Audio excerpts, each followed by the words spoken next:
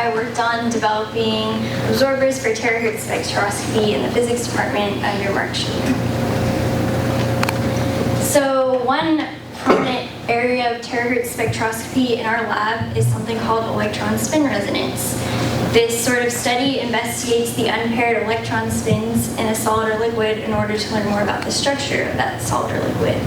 For example, in biology, we can study the structures of protein complexes. This right here is a proteorhodopsin hexamer, which is a protein that responds to light. But outside of that, we're not too sure about its function.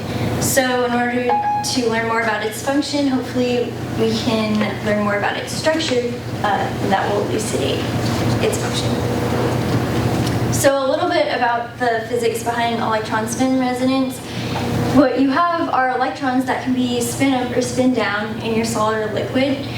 And then we take a high-powered light source and shine it down at our electron. So if you have one that is spin up in our magnetic field, we take the light source and that causes it to tip, and then it precesses, and then we are looking at it precessing all the way back to its upright position. So ESR at UCSB is very unique because we have something called a free electron laser, which can give us power at up to 100,000 times greater than a typical ESR experiment. For example, we can get up to a kilowatt of power, whereas in an experiment maybe at another university, they can get 10 milliwatts. So with high power, we also have high frequencies. We can get 100 gigahertz to 3 terahertz. And in order to match these high power and frequencies, we have a very strong magnet that is 12.5 Tesla, which is 200,000 times the magnetic field of the Earth. So the advantage of high power, high frequencies, and strong magnetic field means we can measure very rapidly decaying spins in a protein that hasn't been studied otherwise. So this is the accelerator where electrons come out of, and they go through here. They wiggle through this array of magnets that causes them to be excited, and then they emit light, and that laser pulse is then piped into our lab where we use for ESR experiments.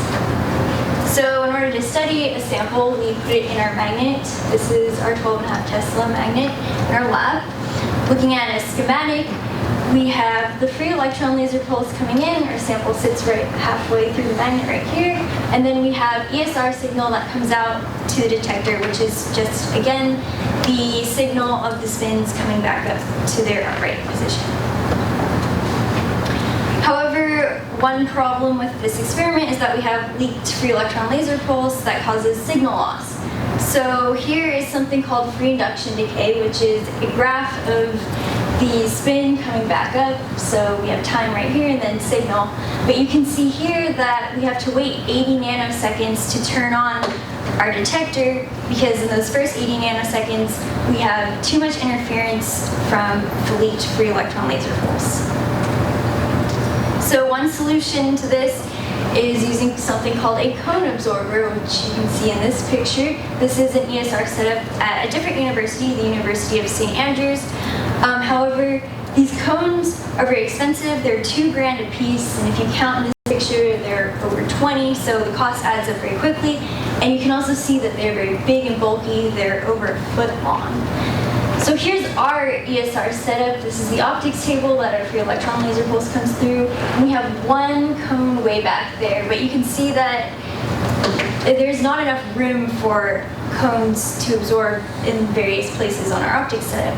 So it's my goal to make something that is cheaper and something more compact to fit on our optics setup. So the cone absorbers are very good at absorbing. We can measure reflectance by taking a ratio of the power of reflected light back versus the power in the background. And for the cones, it's 1 in 100,000. So that's very good. And these cones absorb at all frequencies of light. So it's my job to design new terahertz absorbers with water. So the idea is that the water will absorb any of the light that's scattered. We want to be able to tune these absorbers to absorb exactly at 240 gigahertz, which is the frequency we run at.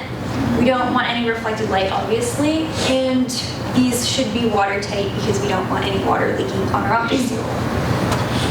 So in order to do this, we use something called a thin film interference technique. So you have three mediums: air, a plastic coating, and water. So light hits the first surface coming in from air on the plastic coating. Some of that light will continue on and hit the water, and then some of that light will continue on, and any of that light is absorbed by the water because water is a very good absorber at this frequency. However, some of the light will reflect off the first surface, and some of the light will reflect off the second surface.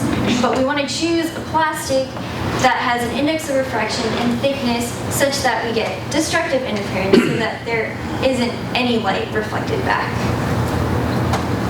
So in order to make these absorbers, I sketched them in a CAD program, and based on our theoretical calculations, our plastics we're using are mylar and plexiglass, and then DI water for the water.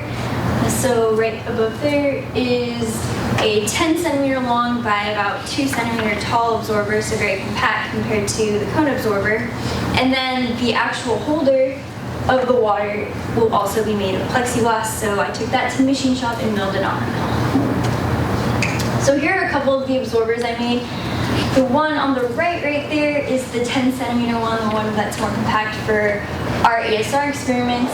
I made a bigger one with a 10 centimeter diameter for testing purposes, so we can make sure that when we're measuring reflectance, the beam is hitting the center of our absorber.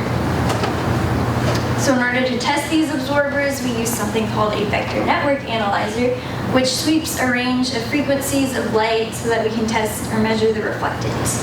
So really simply put, we have the VNA and a power source that emits the light. Light waves come and hit our sample, which in my case is the absorber. So in this picture, here's the VNA, and the absorber is mounted right there.